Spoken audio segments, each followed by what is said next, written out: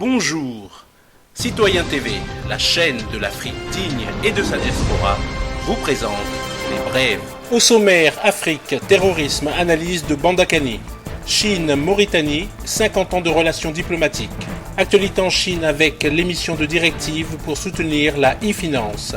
Et pour finir, les titres de l'actualité en Syrie. Tout de suite, Afrique, terrorisme, analyse par Bandakani.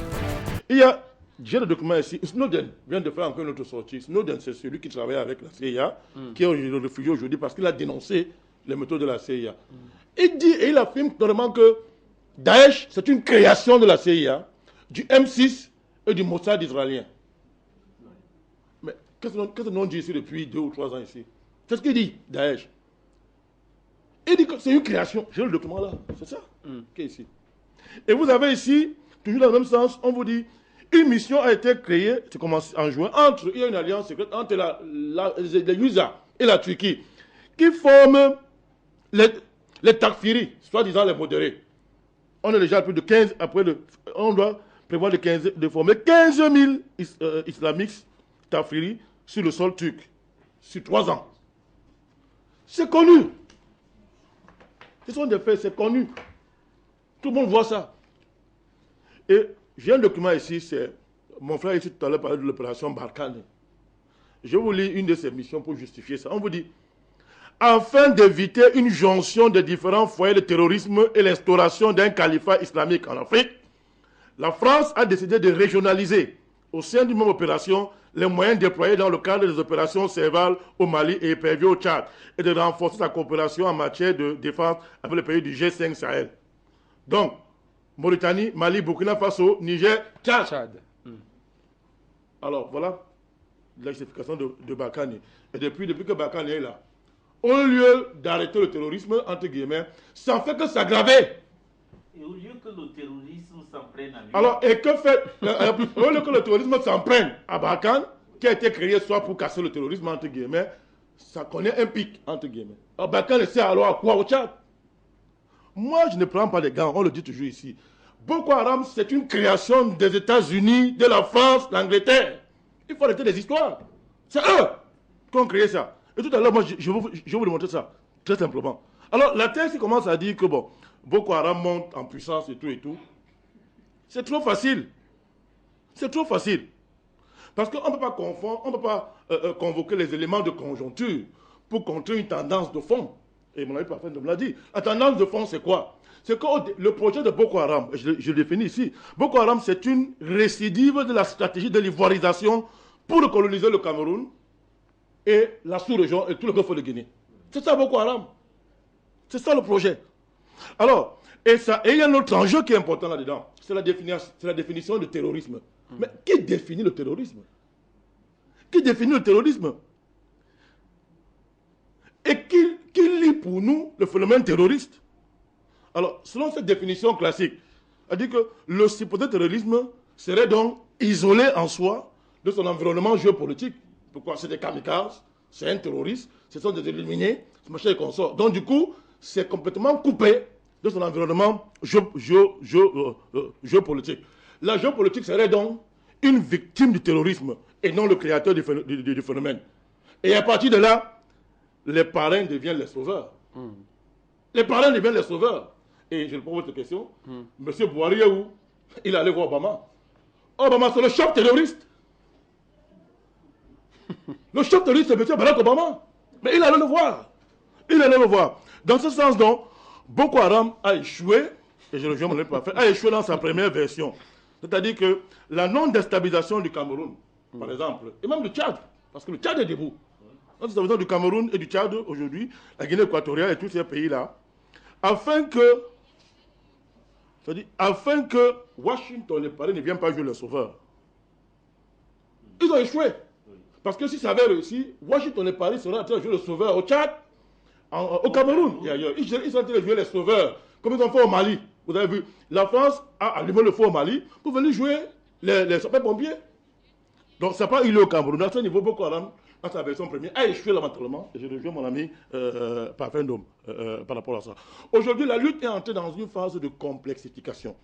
C'est-à-dire que de plus en plus, les vrais parrains de Boko Haram commencent à faire tomber les masques. C'est ça l'enjeu aujourd'hui. On dit que les masques commencent à tomber. Donc, lorsque M. Buhari va voir Obama, je me demande ce que ça veut dire. Est-ce qu'il sait qu'il s'en va voir le chef terroriste mondial? Est-ce qu'il le sait? S'il le sait, à quoi joue-t-il? À quoi joue-t-il? Parce que nous observons que depuis qu'il est devenu président, sous réserve de l'élégance diplomatique, parce qu'il bientôt va venir au Cameroun, dans ce pays-là, mais c'est grave au Nigeria. C'est grave au Nigeria. Mon compatriote tout à l'heure a dit quelque chose. Il dit que c'est un problème nigéro-nigérien. Mais il a raison. J'ajoute simplement que un problème nigéro-nigérien, c'est un problème sous-régional, c'est un problème camerounais, c'est un problème tchadien, c'est un problème nigérien, c'est ce qu'on voit là, c'est un problème mondial. C'est un problème mondial. Et pour appuyer ça, Yenna, vous avez vu le dossier iranien, non? Le dossier iranien. Aussitôt que l'accord a été signé, c'est les États-Unis qui ont pris le dossier pour aller amener ça au Conseil de sécurité, afin d'obtenir immédiatement une résolution des Nations Unies. Mais tout le monde entier a vu ça, les Américains. Or, depuis que la dynamique sous-régionale s'est mise en place contre Boko Haram, les chefs d'État de la sous-région ont fait leur part. Ils ont déposé 50 milliards.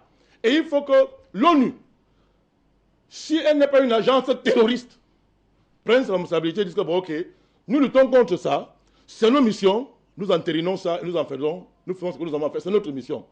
Depuis qu'on sabote cette affaire. Et qui sabote? C'est la France, ce sont les États-Unis. Pourquoi on sabote? Parce que c'est contraire. Ça va rendre nul et inutile les bases militaires françaises, les bases militaires occidentales ici. De deux, il faut blanchir les Français. Les soldats français sont arrêtés, ce sont des terroristes. Il y a les éléments de preuve que c'est la France qui encadrait pour le compte des Occidentaux Boko Haram. Les éléments sont là. Il faut blanchir ça. On fait du chantage. Voilà la vérité. On fait du chantage au Cameroun, au Tchad. Et cette intensification des attentats là, c'est la même chose. Si vous voulez qu'on vous aide, venez signer ici. Vous voulez qu'on vous aide, effacer les traces qui nous condamnent, que vous avez. Si vous voulez qu'on vous aide, venez vous coucher devant nous comme l'a fait le président tunisien aujourd'hui. On a allumé son pays 2 fois et boum, il a laissé se coucher à Washington. Il est devenu membre allié, non membre de l'OTAN. C'était compliqué, hein? Mais c'est son statut, la tenue aujourd'hui. Voilà l'enjeu qu'il y a en Afrique centrale. D'accord. Donc, c'est pour dire que... pour chuter. Il faut simplement que les États tchadiens, camerounais soient vigilants au niveau du moral des troupes. Parfois, parler de la population et tout, c'est une chose. On continue à sensibiliser la population, mais qu'on soit vigilant au moral des troupes. Et le moral des troupes, c'est quoi? C'est de s'occuper de ceux qui font la guerre corps à corps. C'est-à-dire les troupes, ce qu'on appelle en langage, dans le jargon, le personnel non officier. C'est-à-dire que les troupes, là, il faut s'occuper d'eux et s'assurer que les officiers supérieurs ne se cachent pas derrière la guerre et ne soient pas activés par les parrains étrangers pour saper le moral de troupes en détournant le matériel, à les usages domestiques, en sabotant la maintenance du matériel, en faisant tout pour que l'effort de guerre n'arrive pas directement aux troupes qui sont à la base, qui font le travail. Tout ça va saboter le moral de troupes et ça peut conduire à l'implosion des armées. C'est le conseil que nous pouvons donner. Mais je termine en disant, quand on est fatigué par les Africains, ceux qui sont derrière Boko Haram, c'est Washington, c'est la France, c'est eux les chefs terroristes. Et c'est contre eux qu'il faut lutter. Chine, Mauritanie, 50 ans de relations diplomatiques. Depuis un demi-siècle, les relations entre la Chine et la Mauritanie se développent toujours de façon favorable.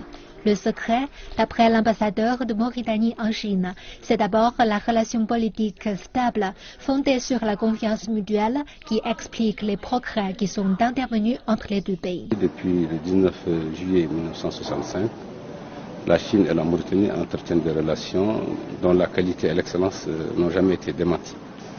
Il n'y a jamais eu de solution de continuité, quels qu'aient été les changements intervenus sur la scène internationale ou dans nos deux pays.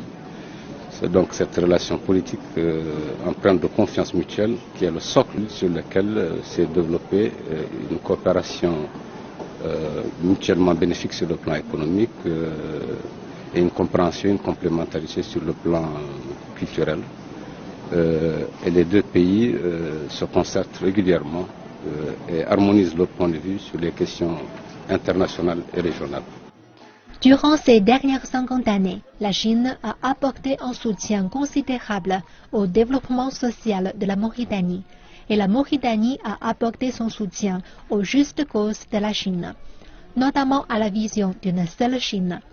Aujourd'hui, les domaines de la coopération entre les deux pays se sont étendus dans le secteur des mines, de l'infrastructure, de la pêche, de l'agriculture, des télécommunications et de la santé.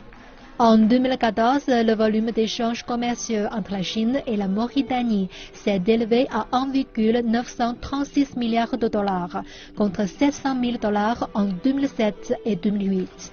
50 ans de relations, aucune rupture ont contribué sans cesse à la paix et la prospérité des deux pays.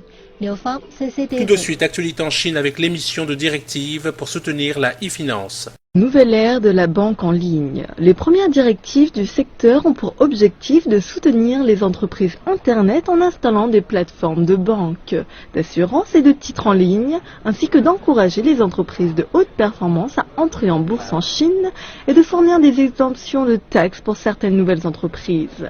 Les nouvelles directives surveilleront également un large éventail de services offerts en ligne, dont des prêts, des investissements et d'autres produits financiers. La politique a été établie par 10 ministres du gouvernement central et des régulateurs, dont la Banque centrale et le ministère de la Finance. Nous espérons qu'avec un développement sain de la finance sur Internet, ces directives joueront un rôle plus important dans le soutien de l'économie réelle, en particulier dans le système financier d'intégration, les micro-entreprises. Nous espérons également que cela facilitera l'économie dans les régions reculées de la Chine. Selon les autorités, le document clarifie le rôle des régulateurs et maintiendra le marché en ordre. Avant, c'était confus, aucune exigence n'était requise pour accéder au marché, aucune norme industrielle n'existait et il n'y avait aucun organisme approprié. Nous avons aujourd'hui un système et des régulateurs. Pour notre industrie, c'est une très bonne mesure qui fera avancer le développement financier sainement. Des milliers de nouvelles entreprises entrent dans le marché chinois de la e-finance tous les ans, en particulier dans les domaines du prêt entre particuliers. Ce sont des prêts faits sans besoin de se tourner vers des institutions financières traditionnelles comme les banques. Selon les régulateurs, les directives montrent que le gouvernement est optimiste quant au secteur actuel de la finance sur Internet. Cela montre également que le gouvernement souhaite avoir un contrôle sur le développement rapide du marché. Le règlement de base de cette régulation est de mettre des barrières sur le marché et de laisser de l'espace afin que le marché se développe. Les entreprises du secteur doivent à présent donner toutes leurs informations financières sur leurs opérations. Selon les experts, cette action fournit un terrain de travail légal pour le secteur de la finance sur Internet et a pour but d'utiliser l'espace sibérien pour augmenter la croissance économique. Et pour finir, les titres de l'actualité en Syrie. Destruction de lignes de ravitaillement des terroristes à Daraa.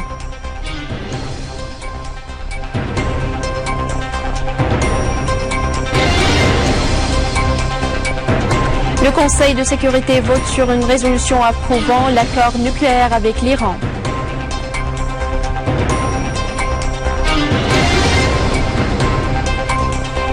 Les avions de combat du régime saoudien intensifient leurs raids sur le Yémen.